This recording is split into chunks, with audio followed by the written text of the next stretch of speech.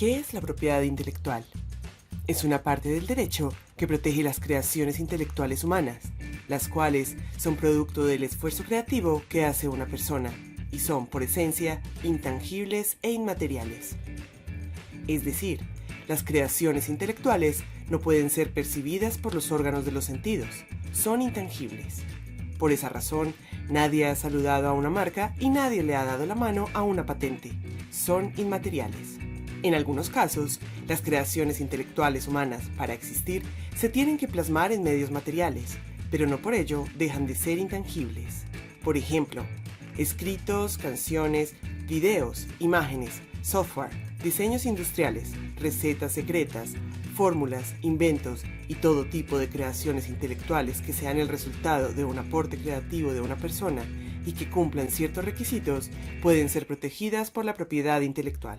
¿Por qué es importante saber de propiedad intelectual? El derecho tiene un principio básico. Desconocer la ley no exime de su cumplimiento. Como la propiedad intelectual es la parte del derecho que determina lo que se puede o no hacer frente a una creación intelectual, es importante conocerla para actuar adecuadamente y evitar problemas. De hecho, la mayoría de faltas en este campo se cometen justamente por esto, por desconocimiento. Tenga presente que la propiedad intelectual no es protección de datos personales, no es competencia desleal, no es derecho al consumidor y no es derecho de imagen. Estas son áreas jurídicas distintas, aunque algunas veces complementarias a la propiedad intelectual. Recuerde, la propiedad intelectual protege las creaciones intelectuales humanas, producto del esfuerzo creativo que hace una persona. La propiedad intelectual se refiere a las creaciones o invenciones hechas por seres humanos. Por ejemplo, obras de teatro, canciones, invenciones de equipos, prendas de vestir, pero también marcas, por ejemplo. Y por el simple hecho de crear algo, en la mayoría de los países occidentales o en los países, digamos, de economías avanzadas, se reconocen unos derechos de propiedad intelectual a ese creador. Entonces, esa persona que ha creado un objeto o una invención o un proceso se reconoce como legítimo propietario y tiene un derecho exclusivo sobre la creación durante un periodo de tiempo. Hay dos categorías de propiedad intelectual. Una es el copyright, que se refiere a libros, letras de canciones, obras de arte, música, imágenes, películas, diseños gráficos o hasta trabajos arquitectónicos.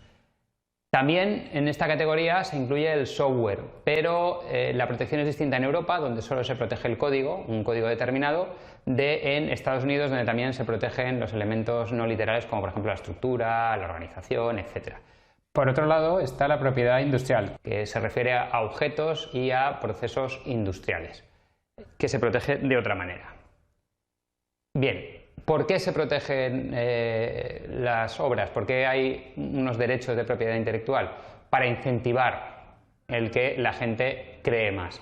¿Y qué incentivos tiene? Por un lado tiene incentivos monetarios, de forma que un propietario de propiedad intelectual y sus descendientes tienen derechos exclusivos para utilizar la creación durante varios años y para exigir el derecho de un pago si alguien quiere utilizar esa creación, pero también unos derechos exclusivos que pueden tener, bueno, tiene cualquier cosa, pero por ejemplo pueden tener mucho sentido en las marcas, de forma que tú no quieres dinero, no quieres que te paguen nada, simplemente quieres poder defender que nadie use tu propiedad intelectual. En el caso de las marcas está muy claro, las marcas crean una marca y luego invierten mucho dinero en asociarle una serie de valores, prestigio, fiabilidad, y lo que no quieren es que esa marca la use otro.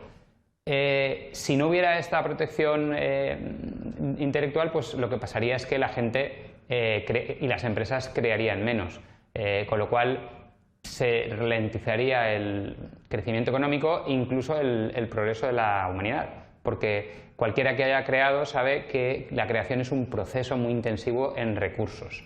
¿Y qué pasa? Pues que si no hay un marco de protección adecuado para que nos merezca la pena explotar eso que hemos obtenido a base de invertir recursos, pues los recursos se irían a otras cosas, con lo cual la gente no crearía, las empresas no crearían y sería más lento el progreso de los países o de la humanidad. Vamos a ver distintos tipos de propiedad intelectual. El primero, los derechos de autor, que se atribuyen a cualquier obra original desde el momento de su creación por el mero hecho de crearla. El autor no tiene que hacer nada. La mayoría de los reglamentos de derechos de autor de los países avanzados reconocen estos derechos sin que el autor tenga que hacer nada y permiten a los usuarios de medios digitales hacer una copia para uso personal y solo para uso personal. De forma pues, que pueda, si se le estropea o lo que sea, o quiere usarlo en varios sitios, pueda tener una copia. Otro tipo de propiedad intelectual son las marcas. Las marcas, que son signos o símbolos únicos capaces de identificar productos, servicios o empresas, ayudan a las empresas a que se reconozca su calidad, su prestigio, la fiabilidad de sus productos, etcétera, a que se identifique claramente una empresa o lo que esa empresa hace con una serie de valores y por eso se protegen. Otra cosa es un diseño industrial que define todos los aspectos y las funciones de un producto manufacturado. Por ejemplo, en 3D define la forma, la superficie, también define características bidimensionales como los patrones o las líneas o el color o unidimensionales. Para proteger un diseño industrial, lo que tiene que hacer el propietario es registrar el producto. Otro tipo de manera de proteger la propiedad industrial es las patentes. Una patente es un conjunto de derechos exclusivos que otorga un Estado soberano o un conjunto de Estados a un inventor durante un periodo de tiempo limitado a cambio de una divulgación pública y detallada de la invención. En este caso, para poder proteger algo hay que detallarlo, divulgarlo, decir exactamente cómo es. Una invención en este ámbito puede ser pues, una solución a un problema tecnológico específico o un producto, puede ser por ejemplo un proceso, ¿vale? Y hay que pagar esa patente y al pagarla se paga en función del ámbito. Si la proteges solo en un estado, por ejemplo solo en España, y la podrían copiar en otros países, en España y en Europa, en todo el mundo, y eso lleva aparejado el pago de unas tasas que son mayores cuanta mayor es el ámbito de protección. ¿Para qué se patentan las cosas? Diciendo cómo se hacen, pues porque una vez patentado algo, el trabajo propietario no puede ser ni fabricado, ni utilizado, ni vendido por nadie sin permiso expreso del propietario, que puede no permitir que lo fabriquen o cobrar unos royalties por el uso de esa patente. Nos queda un tipo de propiedad intelectual que es los secretos comerciales. Los secretos comerciales no se protegen. O sea, no están protegidos legalmente. Pueden ser cualquier cosa, pues el diseño de una máquina o un equipo, una fórmula química, un nuevo proceso. Es cualquier cosa que le da a una empresa una ventaja competitiva que le permite o vender más o tener más beneficio. Entonces, eso no se protege para no divulgarlo, se mantiene en secreto, pero sí que se pueden hacer contratos de cláusulas de no divulgación para tratar de protegerlo. Solo suelen hacer las empresas con sus empleados o con sus proveedores que deben tener acceso a información confidencial, de forma que si estos empleados o esos proveedores luego utilizan esta información o la divulgan, puedan ser perseguidos legalmente. Vamos a ver las amenazas a los derechos de propiedad intelectual. Como he dicho anteriormente, la protección de la propiedad intelectual es vital para la innovación tecnológica e industrial de un país o de una región y para permitir un crecimiento económico sostenido. Porque si no se protege, esa merma de ingresos que la empresa que ha hecho la inversión para tener esta propiedad intelectual tiene, pues puede hacer que haga menos esfuerzo en el área de I+D, incluso puede hacer que llegue a quebrar. Hay dos tipos de amenazas. La primera es la falsificación, que es una amenaza que lleva muchos años, aunque actualmente con el tema de la globalización de la producción, etcétera, se ha hecho bastante peor. Consiste que en el mundo físico pues, se falsifican, se copian cosas y se venden pues, copias de algo que tiene una protección. Esto puede ser un problema, de hecho afecta principalmente a artículos de lujo, marcas bien establecidas, pues que usando su marca pues fabrican copias, pero no es un problema tan grande como la piratería. ¿Por qué? Pues que hay una diferencia esencial, que es que en la copia no es exactamente igual que el original, suele tener unas características mucho peores, con lo cual afecta al usuario que compra esa copia, no tiene una calidad igual que la otra. En cambio, en el tema de piratería, en el cual se está hablando de una copia de un objeto digital, por un lado los costes son bajísimos, en realidad son nulos a partir de una primera inversión, o sea, da igual hacer una copia que 10, que 1000, que 1.000.000, y las copias son réplicas exactas del objeto original, con lo cual el consumidor no tiene ninguna merma, solo tiene merma la empresa que tiene los derechos, que no percibe ningún dinero. De hecho, puede ser incluso que haya terceras empresas que se estén lucrando, que lo que hagan sean las copias y luego las vendan. Por ejemplo, el fenómeno de los CDs en los manteros, realmente hay empresas que son las que copian esos CDs para que luego otras personas las vendan en la calle, y la empresa que tiene los derechos de los CDs de música no ve un dinero, en cambio hay una empresa, un tercero, que se está lucrando. Esto es muy perjudicial para las industrias a las que afecta. Y de hecho hay asociaciones como en Estados Unidos, como la Business Software Alliance, que es BSA las siglas, o la Asociación de la Industria de Grabación Americana, que es RIIA, que se dedican a perseguir estas prácticas, presentando demandas en los Estados Unidos donde se puede perseguir directamente al consumidor que haga las copias. Y están presentando, pidiendo muchos miles o cientos de miles de dólares a aquellas personas que descargan música o películas ilegales por internet y violan así los derechos de autor. En realidad es muy difícil detener esto, dada la facilidad con la que se puede hacer una copia en un medio digital y el alcance global de internet. Es casi como ponerle puertas al campo. Esta es Carla, una empresaria creativa y emprendedora. Recientemente ella ha estado aprendiendo a crear y editar imágenes de video. Con lo que ha aprendido, Carla decide crear una breve presentación en video para sus clientes. También está pensando en utilizar la presentación en video en una reunión con los empresarios de sus líneas descendentes. Carla empieza a crear su propio video y comienza a reunir elementos para la presentación. Para agregar impacto a su presentación en video, Carla decide agregar música de fondo. Así que selecciona una canción muy popular que ha comprado y descargado recientemente desde internet. Para tener más impacto, Carla decide añadir una foto de una celebridad que en el pasado Amway contrató para promocionar una gama de productos. Carla encuentra una imagen de la celebridad en internet y la inserta en su presentación de video. Ella se asegura de no hacer ningún tipo de comentario sobre él, más allá del hecho que él apoya a Amway. ¡Listo! Carla completa con éxito su video. Carla muestra el video muchas veces a sus clientes y empresarios en líneas descendentes durante los meses siguientes. Un día, Carla recibe un aviso que dice que está siendo demandada por la compañía discográfica que posee los derechos de la canción que utilizó en su video. Carla no se lo toma en serio, porque todavía tiene el recibo como prueba que compró esa canción. Unas semanas más tarde, también recibe una carta del abogado de la celebridad para que no utilice su imagen en sus presentaciones. Una vez más, Carla no se lo toma en serio, porque piensa que tiene los derechos de usar su imagen debido al contrato de la celebridad con Amway.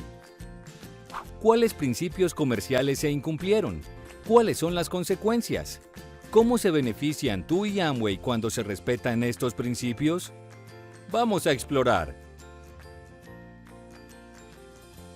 Carla violó la ley de derechos de autor al usar la canción sin permiso. Legalmente, comprar y descargar la canción de internet solo le da a Carla el derecho de escucharla.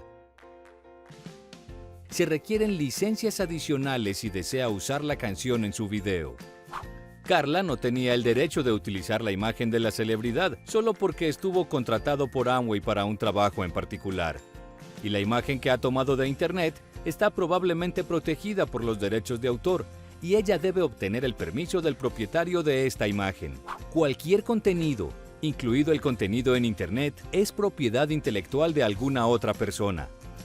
Antes de utilizar ese contenido, debes obtener las licencias o permisos apropiados del propietario de ese contenido. No utilices fotos, música, artículos, imágenes de personas, etc. en relación con tu negocio Amway sin antes obtener las licencias apropiadas o el permiso del propietario de ese contenido. No utilices fotos o videos de nadie sin antes obtener el permiso de las personas que aparecen en ellos. Respetar y obedecer la ley de propiedad intelectual en tu negocio te protege a ti, a tu negocio,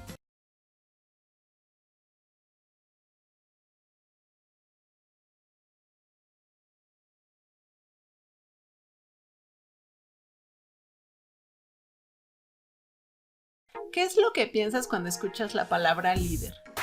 A lo mejor te vienen a la mente muchos líderes famosos como Nelson Mandela, Gandhi, Steve Jobs, o tal vez piensas en tu jefe actual, tal vez pienses en alguien que en tu vida te ha llenado de inspiración, no necesariamente que tuviera la posición de un jefe, tal vez era alguien que te inspiró a ser una mejor persona.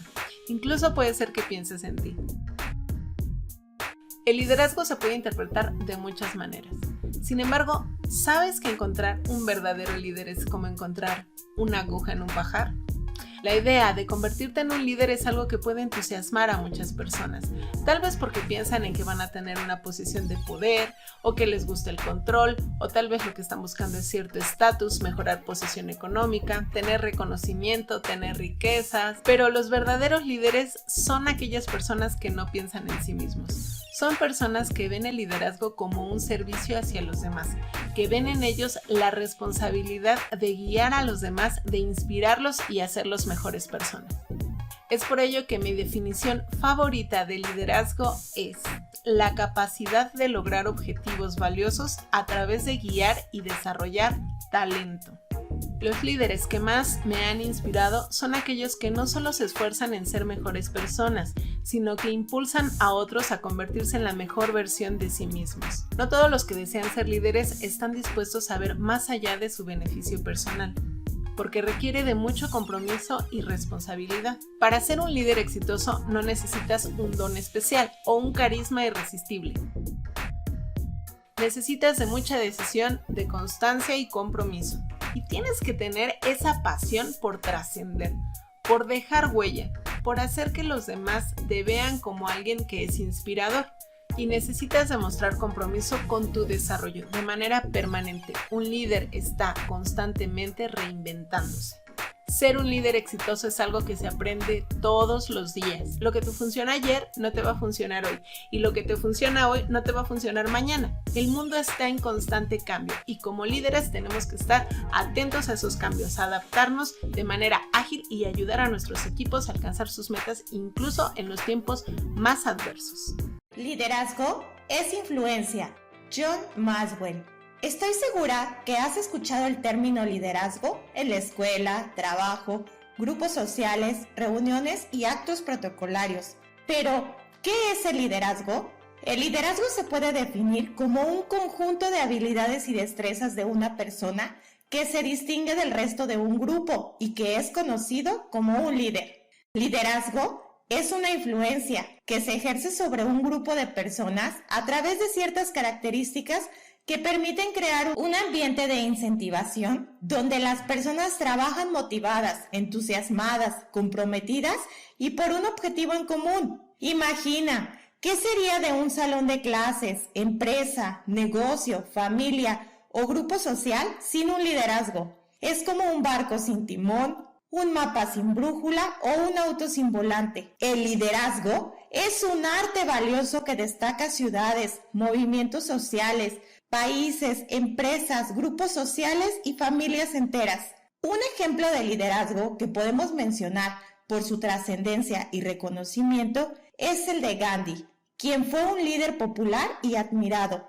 A través de la desobediencia y la resistencia pacífica, o como él prefería llamarlo, Satyagraha, definido como la fuerza de la verdad, comenzó a liderar una batalla contra el gobierno inglés para liberar a su pueblo de la opresión. Este líder transformacional predicaba con el ejemplo. Fueron dos de las cualidades más destacadas de este histórico personaje, quien se alzó contra unas leyes injustas y trató de cambiar el sistema establecido. Recuerda, liderazgo es el arte de hacer que alguien haga algo que tú quieres porque la persona quiere hacerlo. Acción con poder.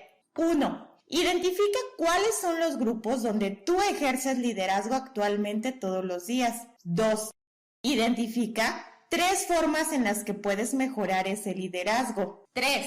Pregúntate a ti mismo, ¿cómo en estas organizaciones donde participas puedes ser un mejor líder? Toma nota, sé honesto contigo mismo. Estas acciones con poder van a permitir que tú alcances esos sueños y esos propósitos Existen diferentes tipos de líderes en grupos y empresas, con diversas funciones y características, cada clase con sus ventajas y desventajas, pros y contras. En esta ocasión te los explicaremos, con ejemplos para que aprendas a diferenciarlos o saber cuál es tu estilo. En algunas ocasiones el liderazgo empresarial dentro de una organización se determina por el propio puesto desempeñado en la misma. Por ejemplo, los que ocupan los puestos directivos o de mayor responsabilidad son quienes desempeñan las funciones de dirigir, motivar o supervisar a los empleados o colaboradores.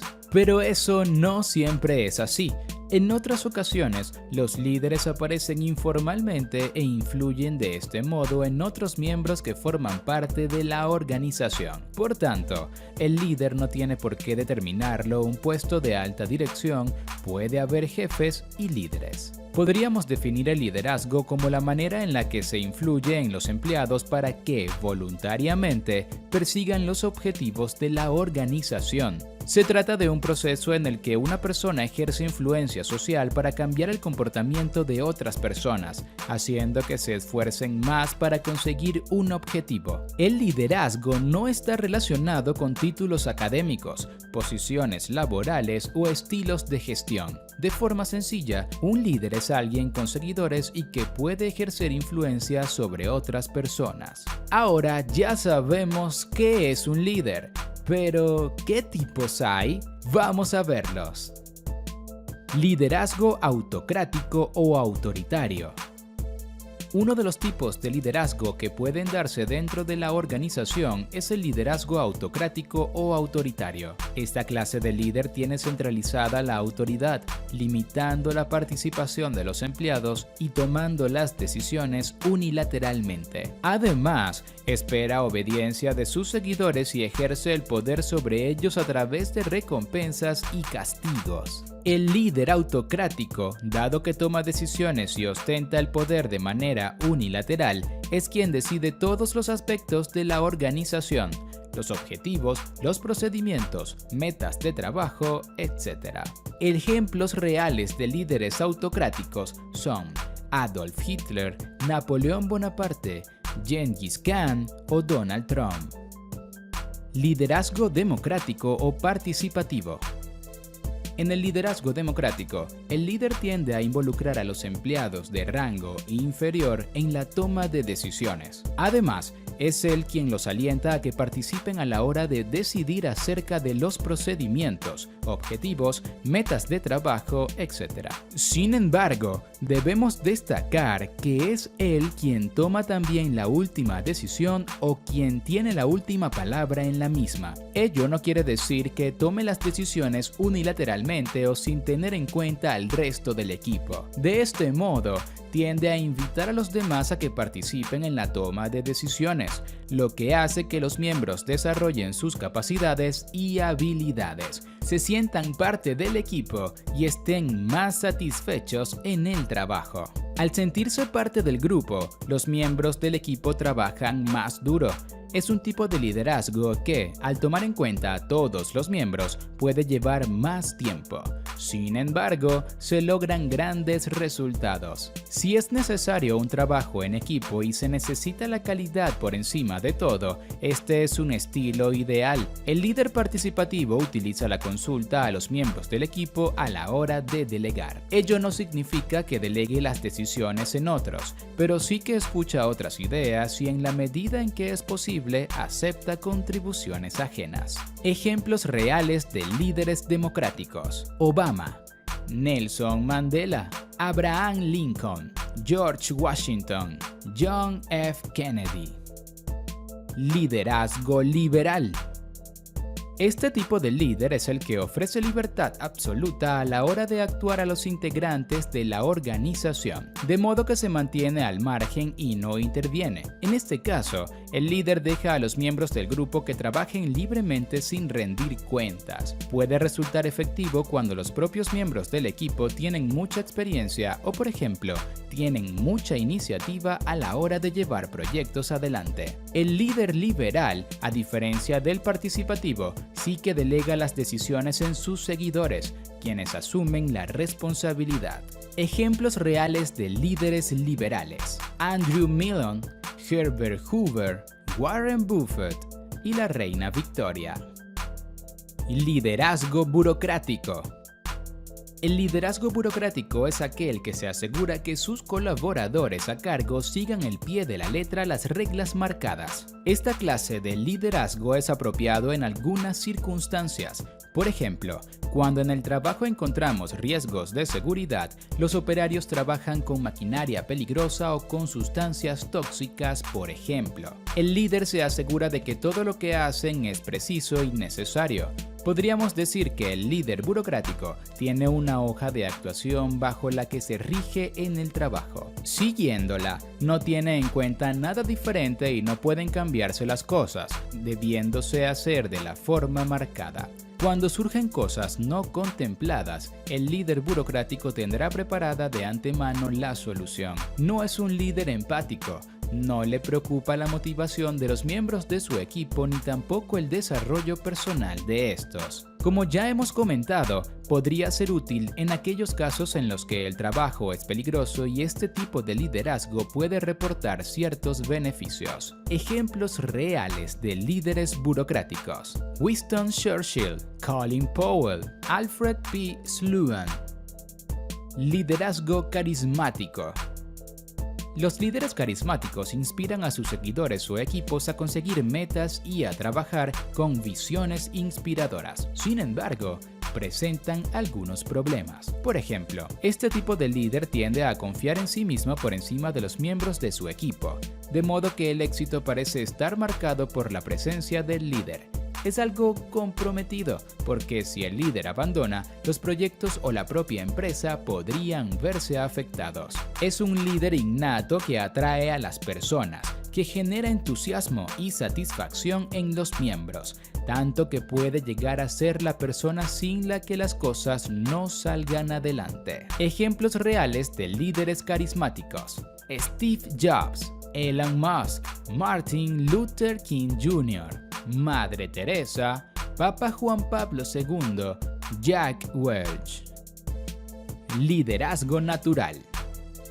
El líder natural es aquel que no ha sido reconocido de manera oficial o formal, sino que ha sido elegido por el grupo. Es aquel que lidera en cualquier nivel de la organización y satisface las necesidades del propio grupo. Suelen ser líderes comunicativos que motivan y satisfacen las necesidades de los miembros de su equipo. Lideran sin imposiciones, a diferencia del líder autoritario, y las decisiones se llevan a cabo bajo la participación de los miembros del equipo. Algunos autores consideran que el líder natural dentro de un grupo es la persona que tiene mejores aptitudes y que acaba tomando las decisiones de todo el grupo. Sería aquel empleado que conoce mejor su puesto de trabajo y al que los demás preguntan.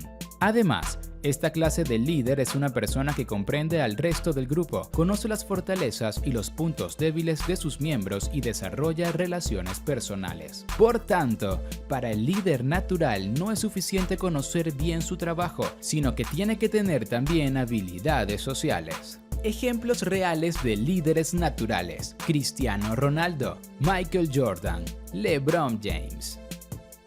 Liderazgo transaccional.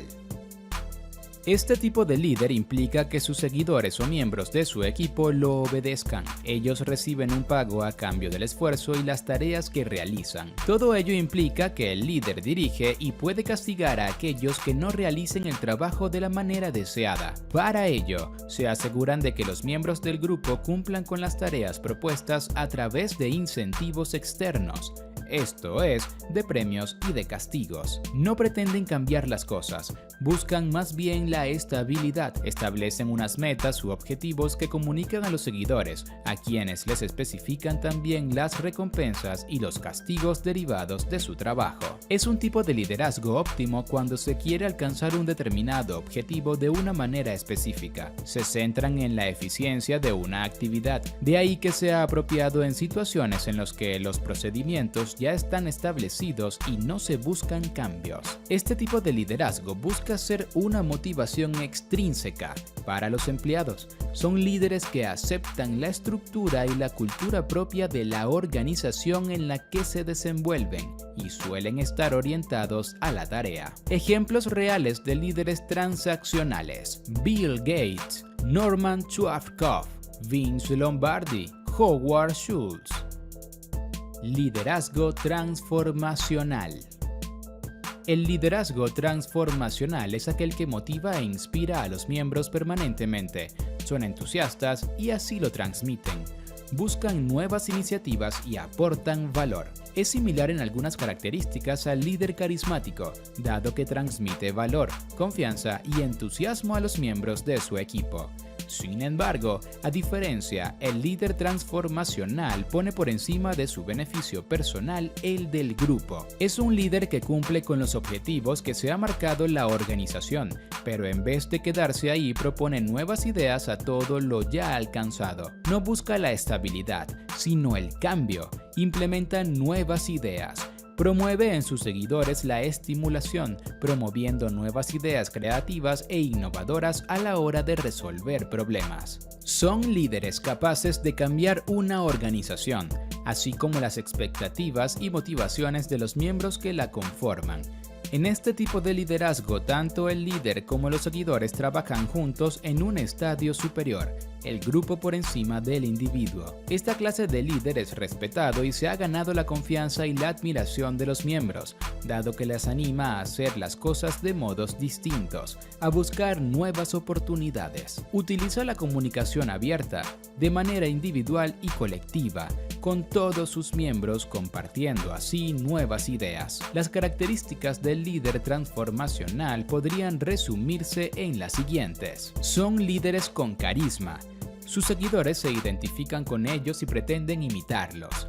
Pesan mucho los aspectos emocionales en su relación porque son líderes muy optimistas y entusiastas. El líder los estimula a través de altas expectativas y animándolos a que exploren sus puntos de vista para alcanzar soluciones innovadoras. Son líderes que motivan e inspiran confianza. Son líderes que muestran consideración individual en sus seguidores, estableciendo relaciones personales en función de las necesidades de cada uno. Ejemplos reales de líderes transformacionales: Alejandro Magno, Marco Aurelio, William Edward Deming, Peter Drucker, John D. Rockefeller, Simón Bolívar. Liderazgo orientado a las personas o las relaciones.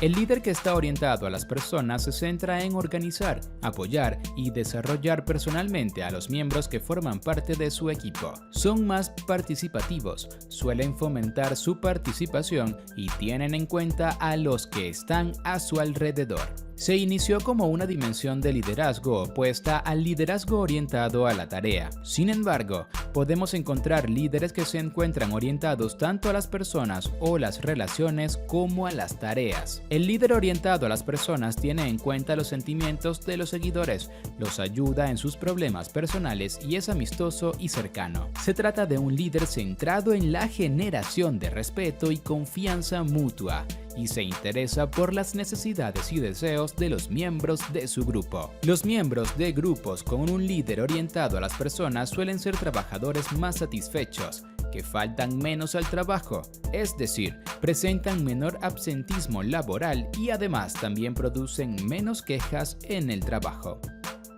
Liderazgo orientado a la tarea.